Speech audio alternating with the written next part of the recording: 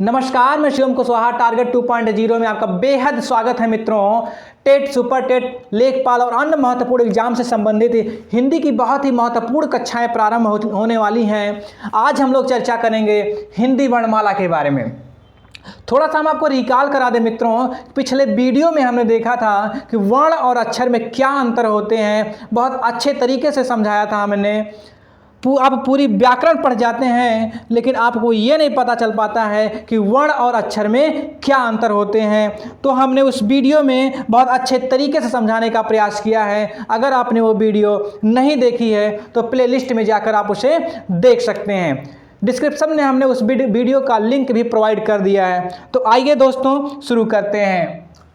वर्णमाला, स्पेशली अगर हम बात करें यहाँ पर वर्णों की संख्या की, अगर हम बात करें तो इस वीडियो में हम कुल वर्णों की संख्या के बारे में देखेंगे, स्वरों की संख्या के बारे में देखेंगे और व्यंजन की संख्या कितनी है इसके बारे में देखेंगे। व्यंजन के प्रकार देखेंगे और स्वरों के भी प्रकार देखेंगे कि मूल स्वर क्या है, दीर्घ स्वर क्या है। तो आइए शुरू करते हैं। वर्णमाला में अगर हम बात करें तो हिंदी वर्णमाला में वर्णों की कुल संख्या 52 है। वर्णमाला को हम दो भागों में बांट कर देख सकते हैं। पहला स्वर, दूसरा व्यंजन। स्वर को अगर हम परिभाषित करना चाहें कि स्वर किसे कहते हैं तो ऐसे वर्ण जो बिना किसी अन्य वर्णों की सहायता से स्वतंत्र रूप से बोले जाते हैं तो उसे हम स्वर कहते हैं। व्यंजन की अगर हम परिभाषित करना चाहें तो ऐसे वर्ण जो स्वरों की सहायता से बोले जाते हैं व्यंजन कहलाते हैं। स्वरों को अगर हम देखें कि स्वर हमारे कौन कौन हैं तो आ, ई, ऊ, री, ऐ, ओ। ये हमारे स्वर कहलाते हैं। यहाँ आपने देखा कि री ये आपका ह्रस्व री कहलाता है। हालांकि संस्कृत में दीर्घ री भी होता है लेकिन वो संस्कृत में होता है। स्वर को अगर हम देखना चाहें तो इसे एक मात्रिक स्वर, द्विमात्रिक स्वर और प्लुत स्वर कहते हैं। मात्राओं के आधार पर स्वरों का विभाजन है। एक मात्रिक का मतलब जिनके उच्चारण में एक मात्रा का समय लगता है उसे एक मात्रिक, और जिन वर्णों के उच्चारण में दो मात्रा का समय लगता है उसे द्विमात्रिक, और जिन वर्णों के उच्चारण में दो से अधिक मात्राओं का समय लगता है उसे हम प्लुत स्वर कहते हैं। एक मात्रिक इसे ह्रस्व स्वर या मूल स्वर भी कहा जाता है। ह्रस्व का मतलब होता है लघु या छोटा। मूल स्वरों के अगर अंतर्गत हम देखें तो कौन कौन से आते हैं। मूल स्वर के अंतर्गत आपके आ, ई, ऊ और री आते हैं।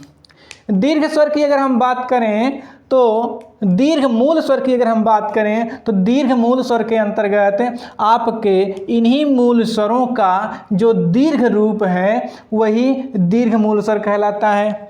आ का दीर्घ मूल स्वर आ, ई का दीर्घ मूल स्वर ई, ऊ का दीर्घ मूल स्वर ऊ। री का भी दीर्घ होता है जिसे हम लोग दीर्घ री कहते हैं, लेकिन ये आपके संस्कृत में होता है। ठीक है। आगे ए, ऐ, ओ और औ, ये आपके सब मिलाकर दीर्घ स्वर के अंतर्गत आते हैं। ये आपका दीर्घ मूल स्वर और ये दोनों मिलकर, सारे मिलकर आपके दीर्घ स्वर के अंतर्गत आते हैं। प्लुत स्वर की अगर हम बात करें तो क्या लिखा है ये ओम।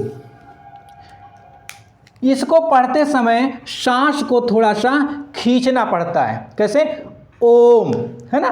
तो ये जो दो मात्राओं से अधिक का समय लगता है वो प्लुत स्वर के अंतर्गत आते हैं।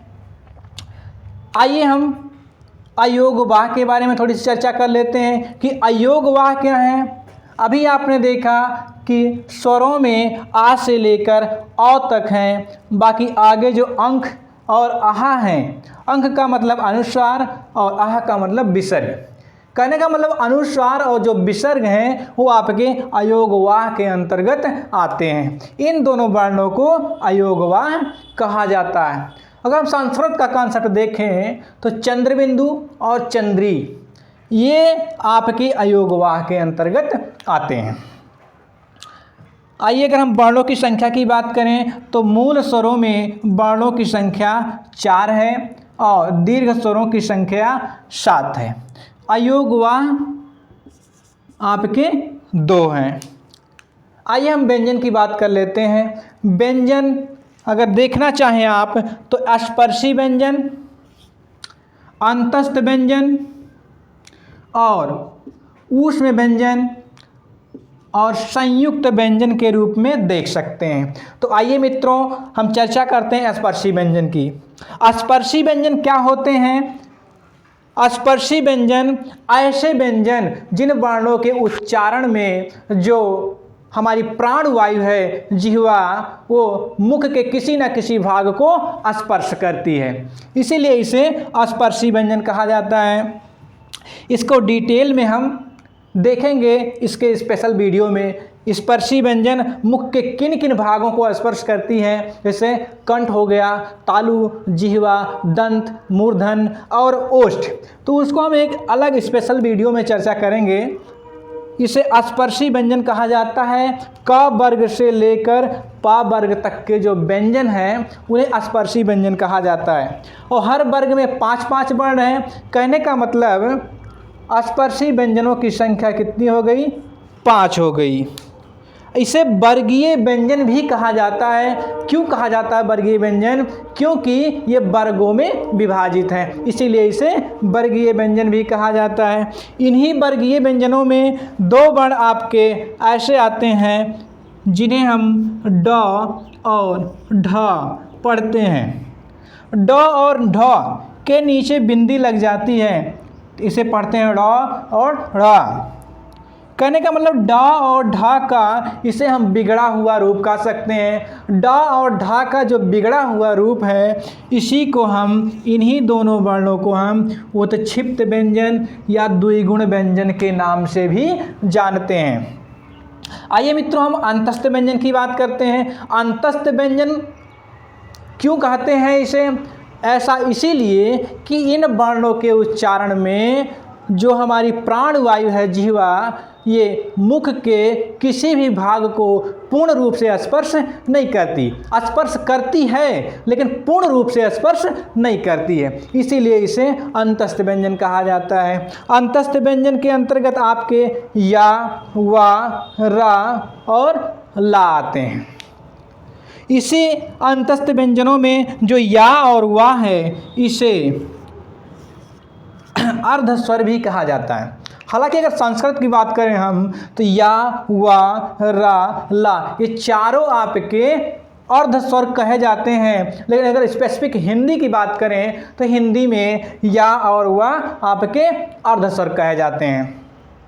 आइए दोस्तों ऊष्म व्यंजन की तरफ आपको ले चलते हैं। ऊष्म व्यंजन या ऊष्म संघर्षी व्यंजन, इसे ऊष्म व्यंजन क्यों कहते हैं, संघर्षी व्यंजन क्यों कहते हैं? क्योंकि इन वर्णों के उच्चारण में जो हमारी प्राणवायु है जिह्वा वो जब बाहर निकलती है ध्वनि तो रगड़ के साथ, ऊर्जा के साथ निकलती है, संघर्ष करती हुई निकलती है, इसीलिए इसे ऊष्म व्यंजन या ऊष्म संघर्षी व्यंजन कहते हैं। कौन कौन से वर्ण आते हैं आपके ऊष्म संघर्षी के अंतर्गत?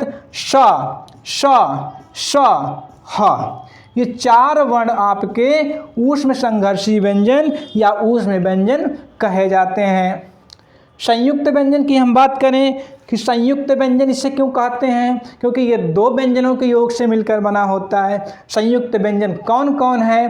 तो छ, त्र, ज्ञ और श्र, ये 4 वर्ण आपके संयुक्त व्यंजन के अंतर्गत आते हैं।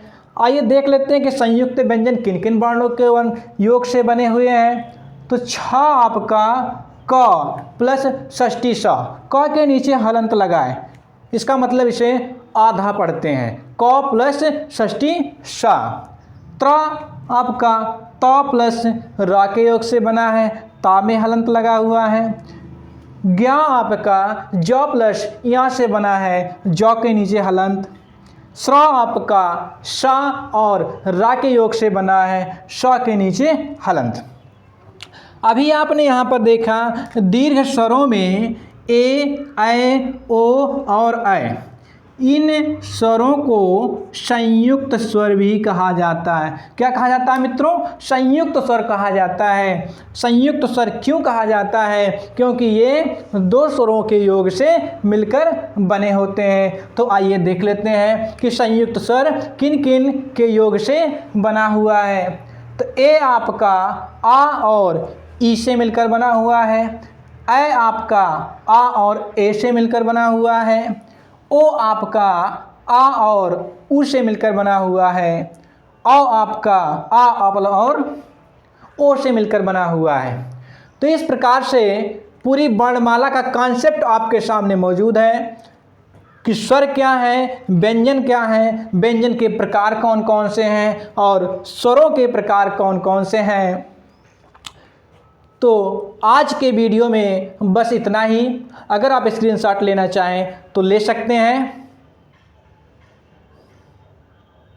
अगर आपको ये वीडियो पसंद आई तो लाइक, कमेंट, शेयर और सब्सक्राइब अवश्य करें। धन्यवाद।